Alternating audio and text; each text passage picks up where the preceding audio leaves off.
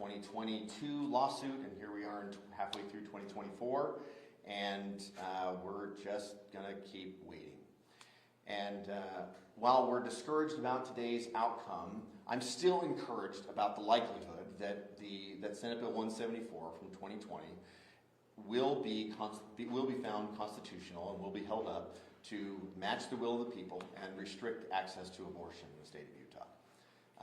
That is the last piece I'll add to that is that I've notified the governor and I've notified legislative leadership today that I'm going to be asking for a special session between now and the end of the year to look at our own abortion law. Right now we have a ban at 18 weeks, a gestational ban after 18 weeks, and we're going to look at making it much shorter.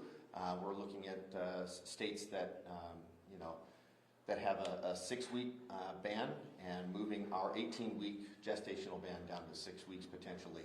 The courts have already upheld and supported that, and we're hopeful that we might be able to make that adjustment as well. That concludes my statement. I'm going to turn it over to the advocates for a moment to give a brief statement, and then we'll be open for questions. My name is Marilee Boyack. I'm the chairman of the Abortion Free Utah Coalition of pro-life groups. Today, the state Supreme Court stated that irreparable harm to Planned Parenthood Association of Utah was more important than the lives of thousands of preborn children. Over 6,000 have lost their lives since this injunction was granted. Planned Parenthood kills about 2,500 every year through elective abortion. And I think that what was most appalling was that the state Supreme Court placed the needs of a business before the lives of thousands of preborn children. They said that injunction would not be adverse to the public interest. And I'm here to say that the public does have an interest in the lives of thousands of preborn children who are going to become citizens of Utah. The public does have an interest in sparing so many thousands of women of a lifetime of regret by feeling that they only have one choice. And I'm here to say that the public does have an interest in welcoming all life, whether planned or unplanned, into the state of Utah. And I find that this decision was absolutely heartbreaking and appalling, but we look forward to prevailing because we know that the citizens of Utah do value life, as do we, and we will continue to work toward that end. Thank you. My name is Gail Razika. I'm the president of Utah Eagle Forum. You know, I waited for years and years for the Roe v. Wade to be overturned. Most people gave up, and most of all my friends said it would never happen. But I never believed that ever. I knew it would happen. It was overturned, and in Dobbs, it was responsible for overturning it, that said that they now were sending the issue to the people and their representatives in Congress and as well as in the states, giving that right to the state of Utah to govern in this issue, our elected representatives. Fortunately, we already had in place this trigger law, thanks to this good senator here. Been there for 2 years, and I was excited because I knew we were going to overturn Roe, and I was waiting for that to become law. And it was law for 3 days. 3 days. So when it says it goes back to the people and their representatives, is not one place where it says it goes back to the courts for judges to decide, for activist judges to rule that it's okay to continue to kill these little unborn babies. I've spent my entire life working on this issue since Roe versus Wade, and when you look at me, you know that's a long time. And here we are fighting the courts in Utah and being told in Utah that our law is unconstitutional.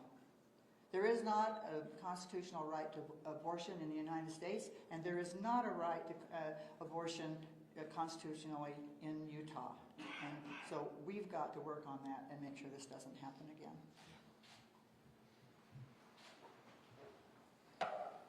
I'm Mary Taylor. I'm the president of Pro-Life Utah. I am heartbroken. I am just heartbroken to think that the Utah Supreme Court could place the potential financial irreparable harm of a business whose bottom line is dependent upon the killing of preborn babies above the irreparable harm of those very same babies that are facing death every single day in the state of Utah. I am truly heartbroken. Over 6,000 preborn babies have been killed by abortion since this injunction was put in place. And today, as a result of that ruling, thousands, if not tens of thousands more preborn babies stand to lose their lives. Pro-Life Utah will ramp up our efforts to help women facing unplanned pregnancies. We know that that's a terrifying place to be. We have a program that offers financial support, emotional support, baby supplies to women who feel backed into a corner to choose abortion. This is where we will put our efforts until Utah law can reflect the values of Utah. Thank you.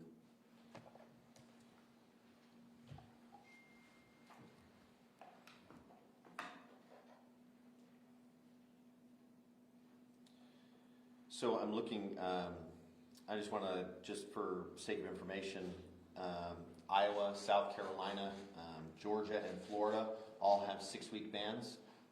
There's no reason why, those being constitutional already, that we couldn't make a similar change. There are other states like Idaho and Louisiana, which have much stricter abortion laws on the books than what we had in the abortion trigger ban. And I think when you look at the scale, the thing that was most impressive to me and is probably most discouraging is that if you do read the procedural part of the decision, Chief Justice Durant is right. Granting standing to a business without an actual claimant or a plaintiff involved or a plaintiff being harmed, being the litigant in the matter, is the biggest problem with the way the decision was decided. It didn't necessarily have as much to deal with the injunctive standard. It is, because we knew the outcome there, is the fact that Planned Parenthood as a business is being valued far more than the unborn, and that is a great discouraging piece to me as well. That, I think, concludes our comments. We're happy to take questions. Have you taken any kind of polling of your colleagues as to whether a special session is doable, or where they feel about this idea? I know that in the past, I know that my colleagues, at least on the Republican side, have been very supportive of pro-life measures in the state of Utah. I have not talked to them about changing the ban, about changing the gestational ban down to 6 weeks. But I'm confident that if we work through our process, work with the governor's office, and we can craft a law that will create a short-term solution while we wait for the court's decision. And how do you know that the courts, you just won't get right back to court again, right? The cycle repeats itself, as I'm sure that if you pass this through a special session and the governor signed it, there might be yet another legal challenge to this, saying, essentially I can see an argument accusing you of trying to undermine the court's prior decision on the injunction. Well, the court has the luxury of waiting 2 years between decisions. The legislature meets every year. And it's because the needs of the people evolve on a regular basis depending on where we are as our needs. And I think if you look at those needs, if you were to limit our actions based on when the court felt like we should react, I'm not sure that we would ever do anything. Senator, I know a constitutional amendment on this issue is something you've weighed in the past. Is that something that you're still considering, or it might be on the table for the next session? I have not excluded anything from our consideration thus far, including a constitutional amendment. Point of clarification here. If you have a special session and you change the law to 6 weeks, would that then replace the trigger law? No. It would be while we wait for the courts to figure it out. Subject to. Subject to. Subject to. That's a good way to say it. Okay. And in terms of the lawsuit that's still in play, you expressed today that you think you will prevail. Why do you think you will prevail in the end? There has never been in Utah constitutional precedents or history any finding that supports the right to an abortion in the state of Utah.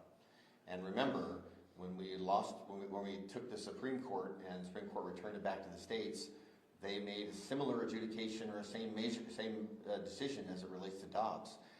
We cannot find in Utah's constitution a right to an abortion anywhere. And so I understand where the courts are, I understand where the litigants are, just realize we feel differently. So do you see today's ruling as a narrow ruling related to the injunction, not the signal that the case overall, in your view, is doomed? Today's decision is only about the injunction and the legal standards related to the injunction. And unless you're a really big legal nerd, you're not going to enjoy reading the 89-page decision. That being said, you wade through it, which I did this morning. I find most compelling Chief Justice Durant's opinion, where he feels like Planned Parenthood does not qualify as a plaintiff with standing in this case. And as a result, it should have failed the injunction measure on that part alone. And how long it will take for a final ruling on this case and for the law to take effect? Well, I wouldn't cancel your vacations over the next couple months. Senator, Yeah, to be honest, Brian, the courts don't have a deadline. We've seen 2 years here in just the injunction alone. You know, we have to get through the court has to, which then needs to go through the appellate process as well. That assumes there aren't appeals throughout the process. You know, both parties have the right to appeal in the system. So getting through the Supreme Court, you know, we just had I reviewed recently a tax decision that took 12 years. It takes time. Senator, there has been a lot of comments from your colleagues about the judges of the court being activists. What are your thoughts on that? And do you guys plan to change anything this upcoming session that deals with the Supreme Court? Well, I know that we have 5 justices of the Utah Supreme Court, and all 5 of them are Utahns, and they all are very intelligent lawyers. They're very good judges. I disagree with them on the outcome of this, but that's the nice thing about the law is, you know, if you want, you know, 20 different legal opinions, put 15 of us in a room. What I would say is I'm discouraged by their outcome, but at the same time I still have great hope in the final outcome or the final adjudication and the merits of the issue. Can I ask some of the advocacy groups here, is there any other legislation you would like to see the legislature address as it comes to this topic in either a special session or in an upcoming 2025 session? Well, I think for Eagle Farm, we support the things that Senator McKay was saying. We're trying to save babies here, and 6 weeks will save some more babies. It won't save, you know, probably won't even save half of them, but whatever we can do to save babies, and then ultimately we're in a position right now with the so-called abortion pill, that if there's anything that we can do to protect the children, I mean, right now, young girls can order an abortion pill without their parents knowing. We've had people actually experiment and know that can happen. So I think that's something we'll continue to look at, even if today hadn't happened the way it happened, we still need to do something about the abortion pill. Right, and Pro-Life Utah also is in support of everything that Senator McKay has suggested. Our first and foremost wish is for our trigger bill to be in place. Life does begin at conception, and we believe that those babies from the moment of conception should be protected. But if a 6-week ban will save a few more babies, we are certainly in support of that. I think one of the things you can see is that we're very united in what we do. And we're very focused on the results, which are to save the lives of babies. And so we'll be coordinating all of our efforts so that we can be the most effective that we can be at doing just that, saving babies' lives. How many abortions do you think there have been, or do you know, since the injunction? 6,000. 6,000. Over. We're now over 6,000. Over 6,000. Senator McKay, the court said that the state didn't show the injury that would happen if the injunction was not upheld. Can you talk to me about what injury you think is happening? Well, I mean, to me, it's surprising that even if the court felt like they didn't meet the standard or didn't present enough evidence on it, that they couldn't take sua sponte notice themselves and say, that they couldn't notice it themselves and say, well, there's 6,000 potential lives that are lost in this process. And if that's 6,000 lives that are lost in that process are not enough for the court, I guess we'll wait, and pretty soon, for their benefit, if we wait 10 years, we might be well over 15 to 20,000 by the time they get around to finalizing the case. But are you guys going to, have there been talks within the legislative body about changing how the Supreme Court operates as a result of this and the redistricting, which your colleagues have been very vocal that they are not pleased about? I don't think, I haven't been part of those conversations as to how the Supreme Court might operate. I think we have a process that's existed for, since statehood. And I think before we make significant changes to how they work, then, we probably ought to focus on our processes and our law and make sure that what we do is measure twice and cut once. The courts have the benefit of measuring 10 times and cutting once, but, here we are. Senator McKay, on that note, given the responses from some of your colleagues to this decision and the redistricting decision, do you worry that they're undermining the constitutional role of the court and their legitimacy? Oh, no way. I would argue their reactions, my reaction, our reactions, the court's reactions, the governor's reactions, this is the way it was all meant to be. I'll just share with you, the balance of powers between the legislative, judicial, and executive branches. This is what the forefathers came up with. We mirrored it in the U.S. We mirrored the U.S. Constitution in that here in Utah, and it's an awesome part of our process. Is it painful? Yes. Was our Constitution meant to be the end-all, be-all, and decide all problems? If that was the case, we wouldn't be here today, because it would be in plain language. No, absolutely. Their statements are 100% consistent with legislative frustration over balance of powers between the court and between the legislature and the governor's office. These same frustrations are being played out on the national level. You see a president in office now, President Biden and Vice President Kamala Harris, who are now talking about radical Supreme Court reform to try and do away with what they view as activist judges. So I would just argue this is the way it's always been, and if I have anything to say about it, this is the way it will always be.